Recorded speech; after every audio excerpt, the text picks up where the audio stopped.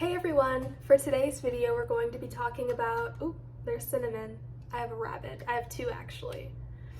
Today's video we're going to be talking about experiencing change while autistic.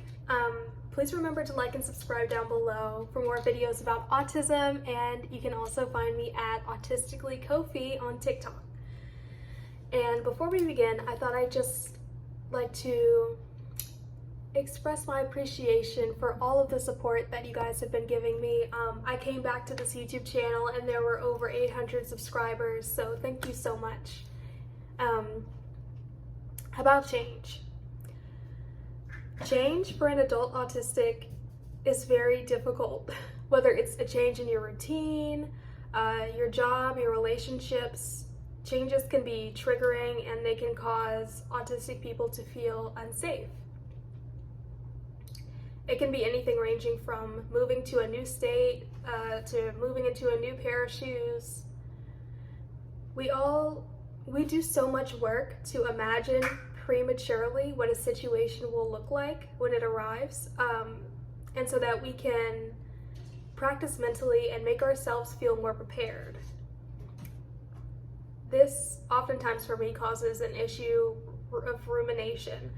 Rumination is a false sense of security. It is hardly ever helpful.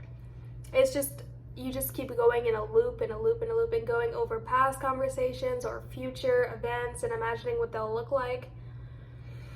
It doesn't really help.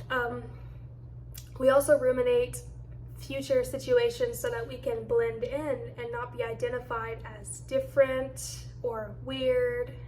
And this can cause you to mask your true self excessively, and it can lead to burnouts or shutdowns.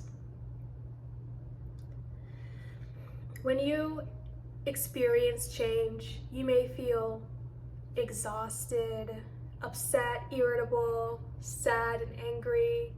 Irritability is probably the most often one that I feel when I'm dealing with change. Change and surprises are a thorn in the side of the autistic experience. They are not fun, and they will happen, unfortunately. What's helpful in these situations is the ability to recover and to adapt to the change. Many of us work so hard every day just to accept the things that actually are the way things actually are, and that can be a task in and of itself. But fear not, you can adapt to the change. So you should learn to recover from the change before you learn to adapt to the change, because if you're dealing with a change, you might be in a state of burnout or shutdown. So here are some tips for accepting change. My first tip for accepting change is adding a new aspect of your special interest that you like. I really love music. So if I want to adapt to a new change in my life, sometimes new music helps, because if I like new music, I feel like my brain is more accepting of the change. If I have something new that I like paired with some change that I'm facing that I'm really struggling with, so that helps me. So, new aspect of your special interest or new music that you like. My second tip is to give yourself time. This can sound like such a simple thing, but giving yourself time to accept change makes a huge difference. When I want to deal with a change, I expect myself to be able to accept it immediately, just like any other neurotypical would. And that is hardly ever the case. Another tip is take advantage of your support system and or therapy if you have access to therapy. But if you have a support system, that would look like your friends or your family, someone you can trust, someone who can hold your hand to deal with this change. But if you don't have that person, don't worry, because you can either find people who you trust and who can support you, or you can find other ways to adapt without someone. That's the truth. So my next tip is visual aids. Many of us autistics are very visual thinkers. We like to see what's happening. There is some sort of comfort in the proof of seeing something that is there, and I'm a visual thinker, so when I try to solve issues, I really need to write them out or draw them out. Maybe pictures of this new place you're going to, or maybe even visiting a place that you're going to a couple of times before you actually go for the event will help. Sometimes scoping the place out is helpful for dealing with what you're dealing with. Next tip is be patient with yourself and have self-compassion. I know that's not easy, but it's really important to be kind to yourself during this difficult time.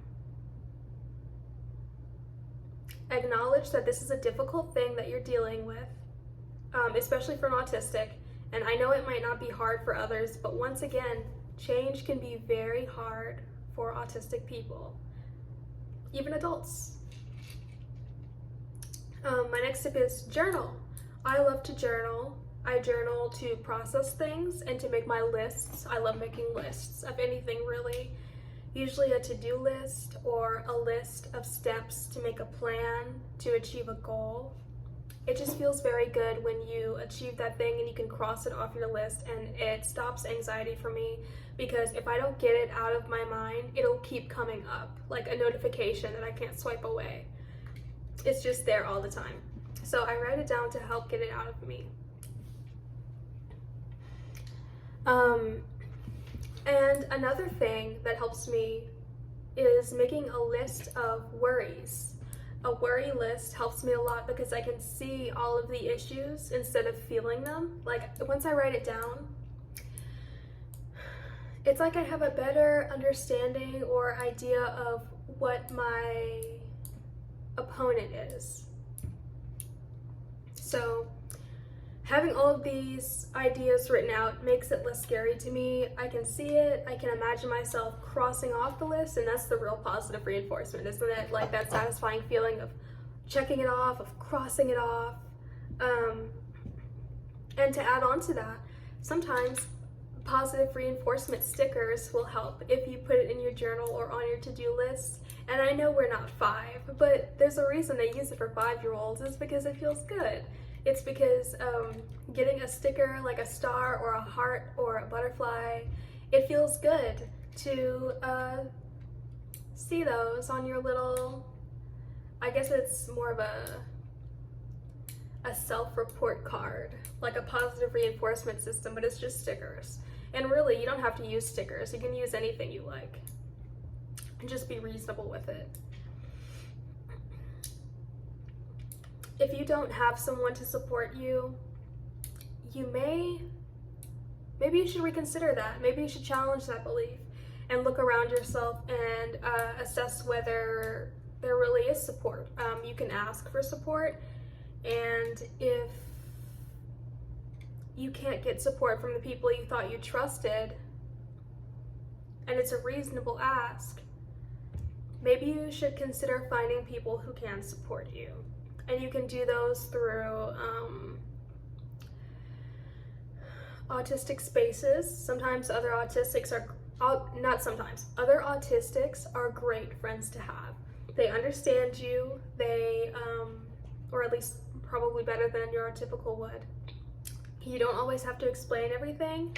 In my experience, they've been very understanding with boundaries and things that make me uncomfortable. And it's just a really nice thing to have other autistics in your circle to support you, because you feel so understood.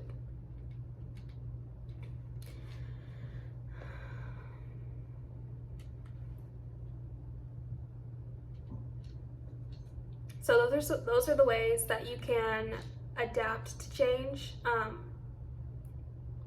But recovering from change will look like self-soothing. Sometimes when I self-soothe, I use a stim toy like this one. This one's I believe it's a dodecagon, And you have little sensory sides. You have like the buttons to push. You have these little rolly things, a little joystick. It's very fun to play with. So STEM toys are a great way to self-soothe. And by the way, in recovering from change, I would recommend that you start self-soothing by self-soothing yourself physically. I know that when I was in burnout, the best thing I did for myself was self-soothing physically first, because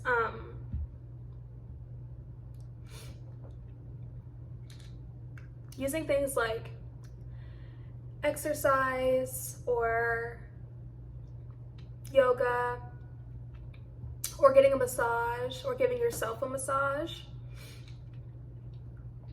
drinking water, making sure that you're hydrated, those are all great ways to take care of your physical body before you move to the mental stage of recovering from the change. Mentally, you should take care of psychophysical concerns such as taking your meds, and then taking the next step of going to therapy. I know that not everyone has access to therapy, but perhaps there is some free counseling that you can take advantage of. Now, taking care of yourself emotionally or spiritually is doing your special interest. I know that when I do my special interest, it just makes life feel worth living. That sounds so dark. It makes life feel so much better when you have your special interest, because there's just something about it. If you're an autistic and you have a special interest, you know, it's the wind beneath our wings at times. And when you're really in a rut, it makes life seem so much better. So indulge in your special interest. Friends, if that would help you, is a good idea too. If I understand if you're in burnout or recovering from change, the last thing you probably want right now is to go be socializing with your friends, but it doesn't have to be a bunch of friends, just like one. It can be one friend, and you guys can do something that you like to do, and that can be helpful. But I know that I tend to hermit when I'm recovering, and I probably don't want to socialize at that time. I want to hermit into my room, and I want to do, I just want to stay and watch horror movies and listen to music and make art. But sometimes that's not the best decision. Sometimes you do need to get out of your own head and discuss these things with a third person. I think that's the reason journaling or writing things down helps too. It allows you to see what's going on without being inside your head about it, without attaching all of those emotions to it, and give you a clearer vision of what's going on. Ginger. Ginger. She's so cute, look at her. Okay, what else besides journaling and hanging out with friends? As far as taking care of yourself spiritually, I know that this word, spiritual or spiritually, doesn't have a direct, definite definition that we could all agree with, but it would be nice if you would do something that takes care of your spiritual health, just whatever that looks like for you. It doesn't have to be something religious.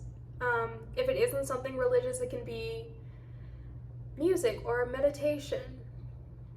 Something that will uplift you.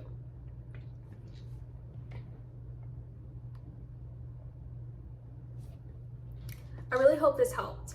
So, just an overview of what we've discussed. Recovering from change looks like self-soothing, taking care of yourself physically, exercise, yoga, massage, take your medicine, drink water, take your meds, go to therapy if you can, or find a counselor that's free, and then taking care of yourself emotionally or spiritually, and that looks like special interests, friends if that would help you. Sleep. If you haven't been sleeping, you need to sleep.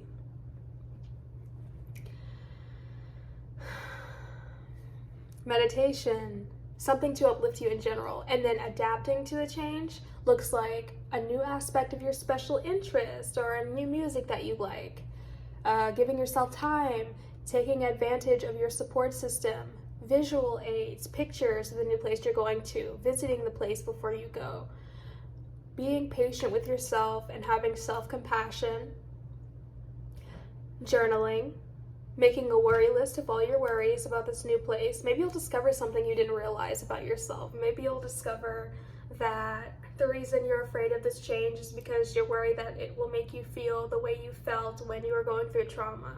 That's something that I find sometimes. And you learn a lot about yourself. You do. So you should do it. And the positive reinforcement. It's so small, but it's so huge. It can really help you. Do the positive reinforcement. Having a little something, a little light at the end of the rainbow when I'm going through a hard time in my life, it's really the icing on the cake for me. So I hope this helped, and if there are some other topics that you'd like to discuss, please put it in the comments down below so I don't have to wait so long to make another video and try to figure out what my next topic's gonna be, because I do want to give you guys support. I want to make videos more often. With that, I hope you have an amazing day or evening or night, and I hope you sleep well, and remember to set your boundaries and keep them. And grab a stim toy and stim, and don't be afraid to stim. Look, here's some squishmallows. This one's a bumblebee. He has little wings. He's very cute. And this one is a piggy. Oink. And this one is my favorite. I sleep with him every night. Mr. Ribbits. He's a frog. Very soft, very squishy. Maybe I'll do another video about my latest favorite stim toys, because I have so many of them and they probably change every week. So, goodbye. Mwah.